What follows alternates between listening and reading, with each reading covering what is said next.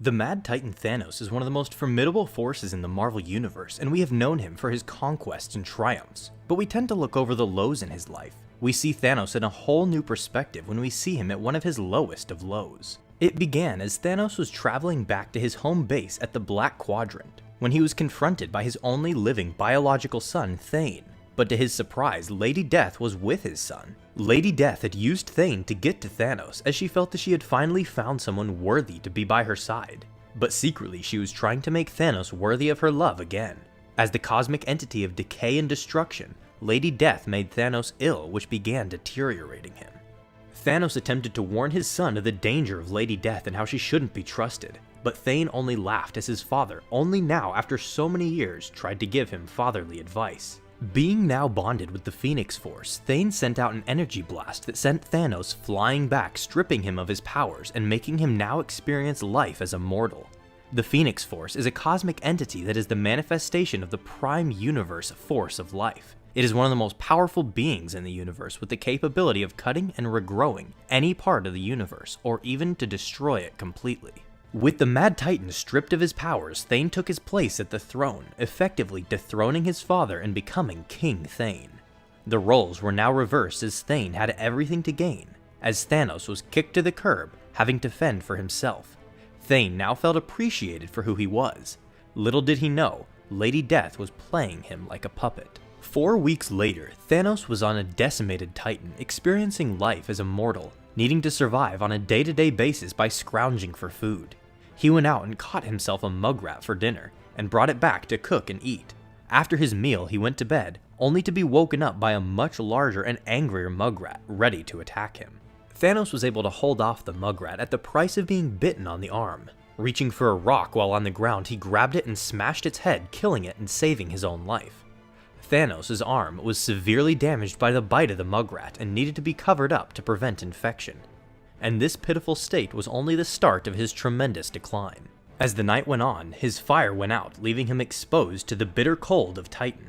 He went on to have a restless night as he tried to keep himself warm as possible to survive. Thanos became ill from eating the mugrat and also from the bite. While out and about looking for his next meal, he ran into 2 other scavengers who felt that he was trespassing on their territory. This caught Thanos off guard, as he felt like he was being underestimated by these scavengers. After all, he was a powerful conqueror who could even bring the mighty Avengers to their knees. One of the scavengers hit Thanos across the face, showing him mercy by leaving it at that. This only made Thanos angrier, as he stated who he was. Jokingly, one of them said, "Yeah, and I'm Star-Lord," as the 2 proceeded to beat Thanos and loot him for what he had. He had gone from conquering worlds and being one of the most feared men in the cosmos to being beaten up by 2 common scavengers. Life had finally given Thanos as much as he could handle. As the 2 took the Mad Titan's helmet, they were spooked away by a beam coming from a spaceship above. It was none other than Thanos' brother Star Fox, along with Nebula and Trico, who came to the only person they knew who could defeat his son, Thane. They came in hopes that Thanos with his great power could stop Thane, but they began to realize that he had lost his powers. However, Thanos had been thinking about what he would do if he had the chance to get off Titan. Thanos knew that he needed to go to the Witches of Infinity at the edge of the universe to get his powers back. The old myth was that the witches would feed off of the souls of the gods and disperse them throughout the universe. Star Fox, Thanos, Nebula, and Trico eventually came to a black hole where Thanos said that they were. Thanos and Star Fox made their way into the black hole, and when they landed, they were greeted by the 3 witch sisters. Thanos came in demanding that they give him back his powers and threatened them if they didn't. However, this did not faze the witches whatsoever. Star Fox chimed in to take his chances to persuade them to grant Thanos his powers, again because of an imbalance in the universe from his nephew. They did not take Star Fox's use of his manipulative powers on them very lightly, as they began to proceed to shock him.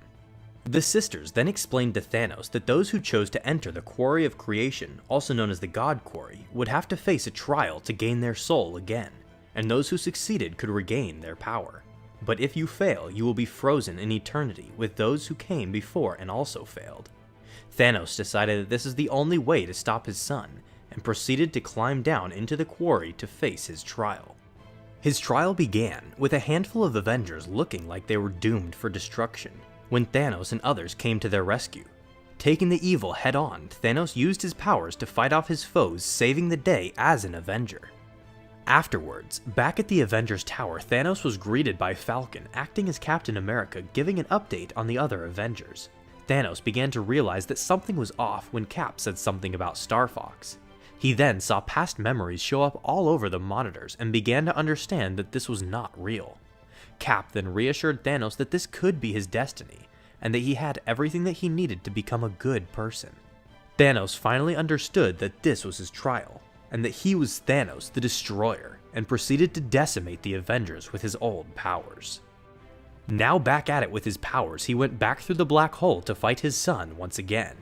One of the most epic battles was about to unfold between father and son, and the stage was now set for the two to settle their issues in combat. Thanos and Thane began to exchange blows one after another. No matter how hard either got hit, they retaliated with an even greater hit, till the fight had taken the two all the way back to the Quarry of Creation.